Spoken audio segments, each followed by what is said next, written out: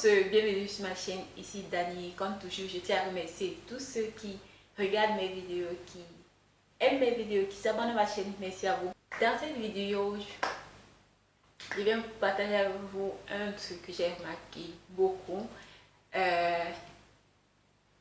Quand je suis dehors, quand je rencontre beaucoup de personnes, j'ai remarqué qu'il y a un peu un phénomène qui se passe là, surtout quand les personnes qui commencent leur aventure capillaire et je sais pas pourquoi ils le font, mais j'ai remarqué que la majeure partie le font. Donc, comme coiffure, on a tendance à faire les puffs. Et personnellement, pour moi, les puffs, c'est vrai, c'est beau, c'est très joli à voir, mais je suis venue aujourd'hui pour dire d'arrêter les puffs. Avant de continuer, n'hésitez pas à vous abonner à ma chaîne. Et si vous êtes déjà abonné, cliquez sur la cloche qui est à côté, comme ça pour recevoir les notifications que j'ai posté une nouvelle vidéo. Maintenant, je suis venue pour dire arrêter les puffs. Pourquoi je dis arrêter les puffs? C'est puffs. Parce que les puffs, normalement, ne sont pas une coiffure protectrice. Les puffs que beaucoup de personnes utilisent pour faire, non. Si vous faites les puffs, la majeure partie du temps, vous allez voir que vos cheveux ne vont pas pousser. Et ça sera dû par rapport à la manipulation. Vous pouvez traiter autant que vous voulez. Mais si vous continuez toujours à faire des puffs, alors là, ça sera un autre... Comment dire? Vous aurez plus une casse par rapport à la manipulation, non pas par rapport à l'hydratation en fait. Pour ceux qui ne sont pas les puffs, ce sont les chignons assez lissés là, que justement le fait de regrouper ses cheveux là comme ça, un chignon pas serré et de regrouper tout là et de laisser comme ça. Pourquoi est-ce que je dis que les puffs ne sont pas adaptés comme coiffure protectrice? Parce que de un, vos pointes sont laissées, comment dire, vos pointes sont assez laissées à eux-mêmes. Ils ne sont pas étirés, ils s'enroulent sur eux-mêmes. La majeure partie du temps, j'ai vu ça parce que la majeure partie des personnes font genre, c'est comme une coiffure watch and go en fait. Donc, ils lavent leurs cheveux et tout, ils mettent des produits et après, ils s'en vont. Mais quand c'est comme ça, vous laissez vos pointes s'enrouler sur eux-mêmes. Parce que j'ai toujours dit que l'important, c'est toujours de garder les pointes étirées.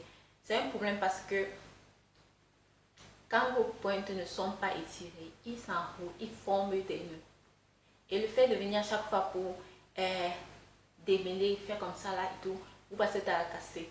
C'est comme ça que j'ai vu, dernièrement je parlais à une amie, elle-même me disait que les bouts s'enroulent, ça forme ces boules de nœuds que vous voyez là. À chaque fois que vous cassez, peut-être ça vous semble rien, mais à la longue, vous allez voir que vos cheveux ne sont pas, comment dire, ne poussent pas en fait. Vous allez dire que ça ne pousse pas, ça ne pousse pas, vous faites tout comme il se doit, mais ça ne pousse pas. Ça ne pousse pas parce que ce simple fait de faire tac, ici, aujourd'hui ça sera là, demain ça sera ici et tout.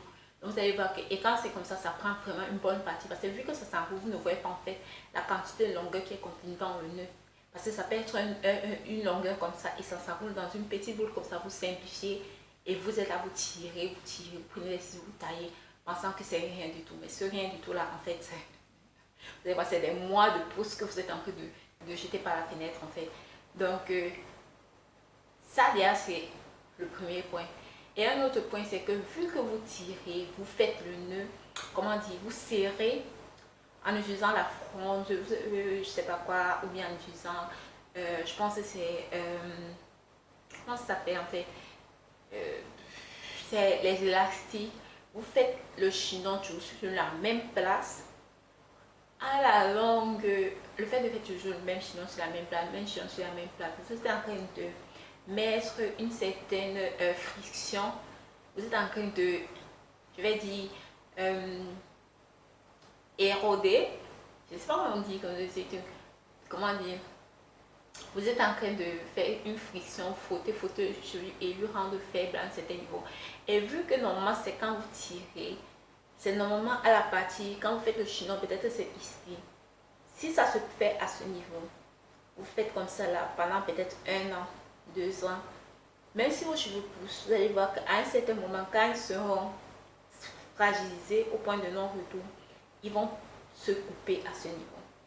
Ce qui fait que la longueur là va perdre. Une très grosse longueur à la longue va perdre. Donc,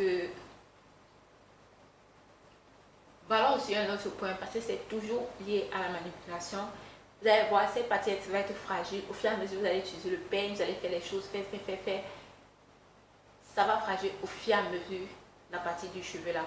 Donc, pour moi, les puffs, voilà surtout les deux premières raisons, parce que ça ne garde pas vos cheveux étirés, c'est qui porte à la ménage, et en plus, le fait juste de faire ce nœud, de serrer au même niveau des cheveux, fragilise le cheveu et le porte à la casse. Donc voilà mes points pourquoi je dis ne faites plus les coiffures protectrices. Mais n'utilisez plus le puff pour faire une coiffure protectrice. Si vous voulez faire ça, je ne dis pas ne faites plus ça jamais. Si vous voulez faire ça une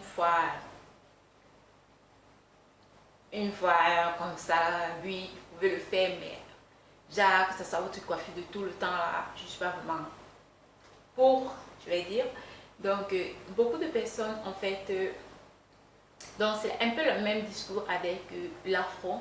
L'afro est beau, c'est joli, mais à la fin, à la longue, si c'est que vous voulez avoir les longs cheveux, vous devez garder vos cheveux étirés. Vous devez garder vos cheveux étirés. Donc, voilà les raisons aussi pour que vous allez voir dans les photos. Peut-être que j'ai fait une puff une seule fois dans ma vie. Et raison de plus pour ne pas en faire. Donc, vous allez pas me voir faire l'afro et tout. C'est beau, c'est joli à voir. Mais si vous avez l'intention d'avoir des longs cheveux, choisissez d'autres alternatives comme coiffure protectrice. Il y a d'autres coiffures protectrices qui gardent vos cheveux étirés, comme les twistas, les braid out. Vous pouvez faire les twistas à braid out avant de faire ce puff là, quoi. Ou bien vous faites les bantu knots, comme ça vous avez vraiment des boucles, mais des boucles étirées en fait. Des bantu knots, ou bien vous faites des bigoudis, quelque chose vous mettez pour pouvoir avoir étiré vos cheveux avant de les couper en fait. Pas avant de les couper, avant de les rendre volumineux, quoi, avant de les laisser comme ça là. Donc n'optez pas pour juste faire un puff comme ça et vous les partir. Donc moi je suis vraiment pas pour. Donc après c'est à vous de voir. Comme j'ai dit, les autres alternatives, les vanilles, même les comment ça s'appelle, même les nattes couchées et tout. Il y a beaucoup d'autres coiffures qui en a. Je pense que je vais me faire une vidéo sur les coiffures protectrices que je recommande. Je vais laisser le lien là en haut. Donc voilà pourquoi selon moi les puffs ne sont pas adaptés à une aventure capillaire qui pousse à la, comment on appelle, qui pousse à la longueur, si vous voulez vraiment les choses. Mais maintenant il sait qu'il y a des personnes qui ne veulent pas avoir de longs cheveux, donc là maintenant vous pouvez le faire comme vous voulez. Vous pouvez le faire, après vous taillez vos cheveux tout le temps, ça vous arrange, c'est bon. Mais pour ceux qui veulent une longueur vraiment conséquente, voilà les trucs. Donc ce sont des petites choses comme ça là que je remarque et que j'ai pensé de faire une vidéo sur ça pour pouvoir vraiment faire comprendre à certaines personnes que, parce que je sais qu'il y en a beaucoup, vraiment j'ai vu un très nombre de personnes faire le puff. Je n'ai pas compris pourquoi c'est comme ça, mais je viens vous dire que cherchez d'autres alternatives ou bien étirez vos cheveux avant de faire des puffs. Donc voilà, c'était tout pour cette vidéo. Merci à tous de m'avoir suivi. On se prend dans une prochaine vidéo. N'hésitez pas à aimer la vidéo si ça vous a plu, partagez pour que beaucoup d'autres personnes se croient. Je sais que dans votre entourage il y a les filles qui font ça jusqu'à, donc pour les envoyer la vidéo aussi là, pour qu'elles comprennent que si c'est pour avoir les longs cheveux là, ça ne donne pas. Ce n'est pas pour ça maman. Donc voilà, merci à tous de m'avoir suivi. On se prend dans une prochaine vidéo. Bye bye.